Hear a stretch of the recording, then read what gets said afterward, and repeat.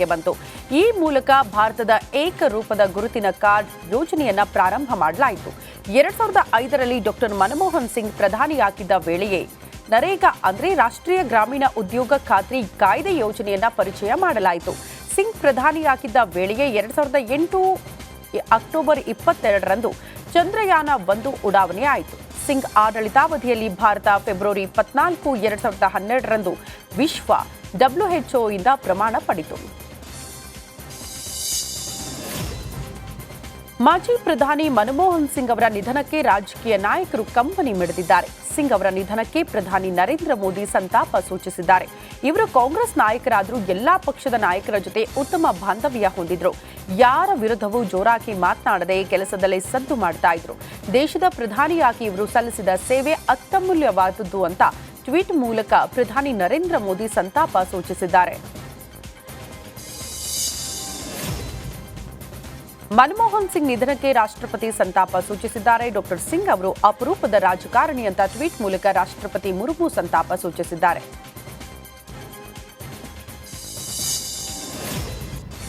ಮನಮೋಹನ್ ಸಿಂಗ್ ಅವರ ನಿಧನಕ್ಕೆ ಮಾಜಿ ಪ್ರಧಾನಿ ಎಚ್.ಡಿ. ದೇವೇಗೌಡರು ಸಂತಾಪ ಸೂಚಿಸಿದ್ದಾರೆ.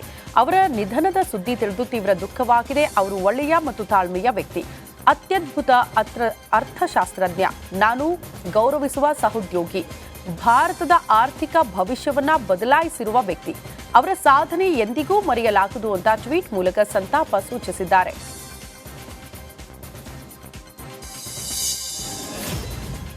ಬೆಳಗಾವಿಯಲ್ಲಿ ನಡೆಯುತ್ತಿದ್ದ ಕಾಂಗ್ರೆಸ್ ಅಧಿವೇಶನದ ಶತಮಾನೋತ್ಸವದ ಎಲ್ಲಾ ಕಾರ್ಯಕ್ರಮಗಳನ್ನು ಈಗಾಗಲೇ ರದ್ದು ಮಾಡಲಾಗಿದೆ. ಕಾರ್ಯಕ್ರಮ ರದ್ದಾಗ್ತಾ ಇದ್ದಂತೆ ಕಾಂಗ್ರೆಸ್ ನಾಯಕರಾದ ರಾಹುಲ್ ಗಾಂಧಿ, ಮಲ್ಲಿಕಾರ್ಜುನ ಖರ್ಗೆ, ಕೆಸಿ ವೇಣುಗೋಪಾಲ್ ಸೇರಿದಂತೆ ಇತರರು ಬೆಳಗಾವಿಯಿಂದ ದೆಹಲಿಗೆ ತೆರಳಿದ್ದಾರೆ. ಡಾಕ್ಟರ್ ಮನಮೋಹನ್ ಸಿಂಗ್ ನಿಧನಕ್ಕೆ ಕರ್ನಾಟಕದ ಕಾಂಗ್ರೆಸ್ ನಾಯಕರು ತೀವ್ರ ಸಂತಾಪ ಸೂಚಿಸಿದ್ದಾರೆ. ಸಿಎಂ ಸಿದ್ದರಾಮಯ್ಯ ಸಂತಾಪ ಸೂಚಿಸಿ ಅವರನ್ನ ಸ್ಮರಿಸಿದ್ರು. ಅವರು ಪ್ರಧಾನಿಯಾಗಿದ್ದಾಗ ನಾನು ಮೊದಲ ಬಾರಿಗೆ ಮುಖ್ಯಮಂತ್ರಿಯಾಗಿದ್ದೆ. ಆಗ ಅವರು ನನಗೆ ಮಾರ್ಗದರ್ಶನ ಮತ್ತು ಬೆಂಬಲ ನೀಡಿದ್ರು. ನಾವು ಅವರ ಬೆಂಬಲ ಸ್ಮರಿಸಲೇಬೇಕು ಅಂತ ಹೇಳಿ ಟ್ವೀಟ್ ಮಾಡಿದ್ದಾರೆ. ಮನಮೋಹನ್ ಸಿಂಗ್ ನಿಧನಕ್ಕೆ ಡಿಸಿಎಂ ಡಿಕೆ ಶಿವಕುಮಾರ್ ಕೂಡ ಸಂತಾಪ ಸೂಚಿಸಿದ್ದಾರೆ. ಇಂದು ಬೆಳಗಾವಿಯಲ್ಲಿ ನಡೆಯಬೇಕಾಗಿದ್ದ ಕಾರ್ಯಕ್ರಮ ರದ್ದು ಮಾಡಲಾಗಿದೆ. ನಾನು ಸಿಎಂ ಸಿದ್ದರಾಮಯ್ಯ ಮತ್ತು ಸಚಿವರು ದೆಹಲಿಗೆ ಹೋಗ್ತಿದ್ದೀವಿ ಅಂತ ಹೇಳಿದ್ದಾರೆ.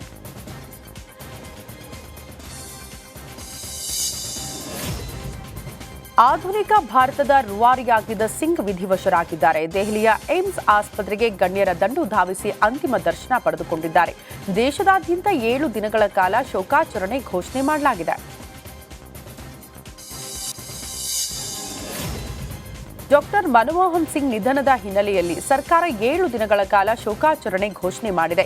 ಇಂದು ಶಾಲಾ ಕಾಲೇಜುಗಳಿಗೆ ಸರ್ಕಾರಿ ರಜೆ ಘೋಷಣೆ ಮಾಡಿ ಆದೇಶ ನೀಡಲಾಗಿದೆ.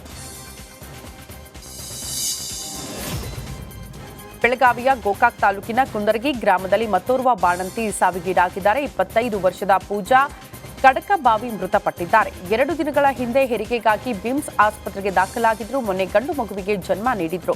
ಉಸಿರಾಟದ ಸಮಸ್ಯೆಯಿಂದ ಮೃತಪಟ್ಟಿದ್ದಾರೆ. ಇನ್ನು ಈ ವಾರದಲ್ಲಿ ಬಿಮ್ಸ್ ಆಸ್ಪತ್ರೆಯಲ್ಲಿ ಇಂದು 2ನೇ ಬಾಣಂತಿ ಸಾವಾಗಿದೆ. ಸಿದ್ದರಾಮಯ್ಯ ಬಜೆಟ್ ಮಂಡನೆ ವಿಚಾರಕ್ಕೆ ಸಂಬಂಧಪಟ್ಟಂತೆ ಕೇಂದ್ರ ಸಚಿವ ಎಚ್.ಡಿ. ಕುಮಾರಸ್ವಾಮಿ ಮಂಡ್ಯದಲ್ಲಿ ವ್ಯಂಗ್ಯ ಮಾಡಿದ್ದಾರೆ.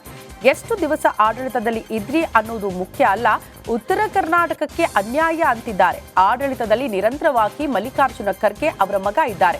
ಕಲ್ಯಾಣ ಕರ್ನಾಟಕಕ್ಕೆ ಅನ್ಯಾಯ ಅಂತಾರೆ. ಉತ್ತರ ಕರ್ನಾಟಕಕ್ಕೆ ನಿಮ್ಮ ಕೊಡುಗೆ ಏನು ಅಂತ ಕುಮಾರಸ್ವಾಮಿ ಪ್ರಶ್ನೆ ಮಾಡಿದ್ದಾರೆ. ರಾಜ್ಯದಲ್ಲಿ ನಡೀತಾ ಇರುವ ಅನಾಗರಿಕ ಸರ್ಕಾರ ಅಂತ ಕಾಂಗ್ರೆಸ್ ವಿರುದ್ಧ ಎಚ್.ಡಿ. ಕುಮಾರಸ್ವಾಮಿ ಕಿಡಿಕಾರಿದ್ದಾರೆ. ಈಗಾಗಲೇ ಇನ್ನೇನೋ ಮಾರ್ಚ್ 13ಕ್ಕೆ ಬಜೆಟ್ ಇನ್ನೊಂದು ಮಾಡ್ತಾರಂತೀಗ ದಾಖಲೆಯ ಬಜೆಟನ್ನು 2 ಲಕ್ಷ ಕೋಟಿಗೆ ತಂದಿದ್ದೀರಿ. ಈ 16, 18, 19 ತಿಂಗಳಲ್ಲಿ ಸಾಲದ ಹೊರೆನ ತರ್ತಾ ಇದ್ದೀರಿ. ಕಳೆದ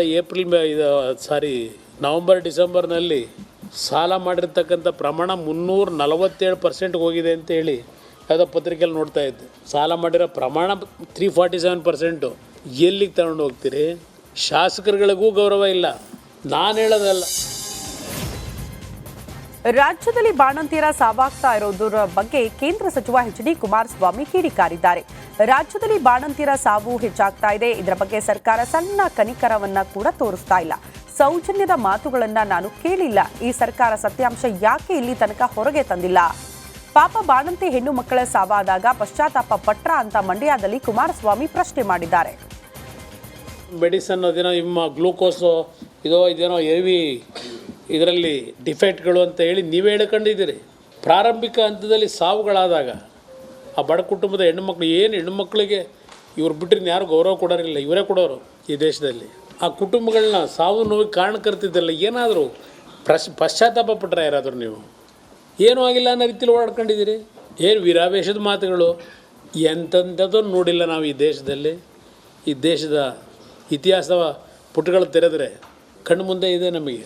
ಅದೇನೋ ಮೆಡಿಸನ್ ಅದೇನೋ ನಿಮ್ಮ ಗ್ಲೂಕೋಸು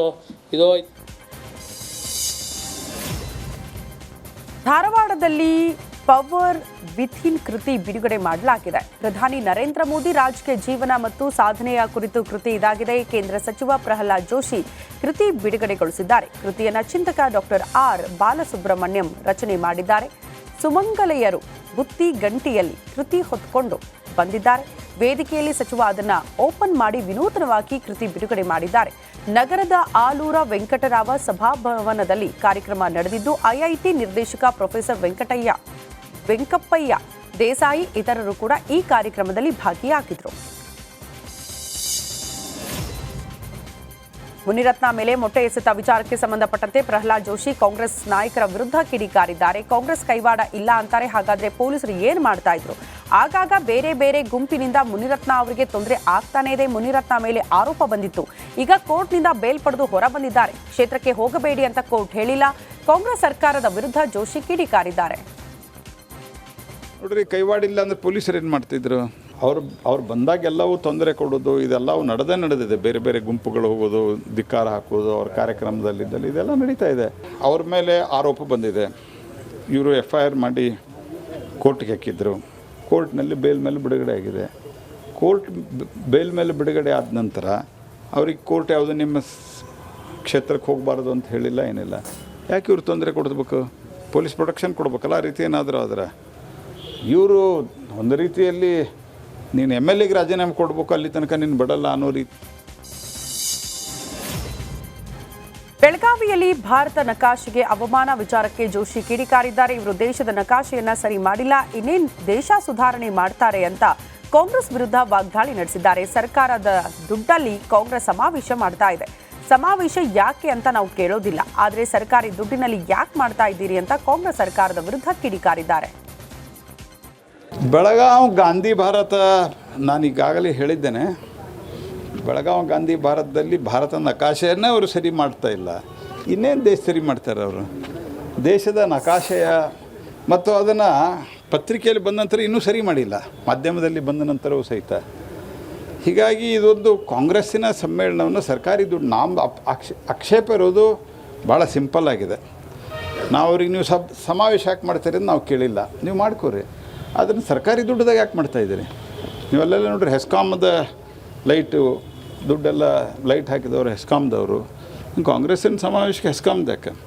ಇನ್ನು ಮಹಾತ್ಮ ಗಾಂಧೀಜಿಯವ್ರದ್ದು ಕೂತ ಜಾಗದಲ್ಲಿ ಖರ್ಗೆ ಅವರು ಕೂತಿದ್ದಾರೆ ಅಂತ. ಸೊ ಅದಕ್ಕಾಗಿ ನಾವು ಮಾಡ್ತಾಯಿದ್ದೀವಿ, ಏನೇನೋ ಕತೆ ಹೇಳ್ತಾರೆ.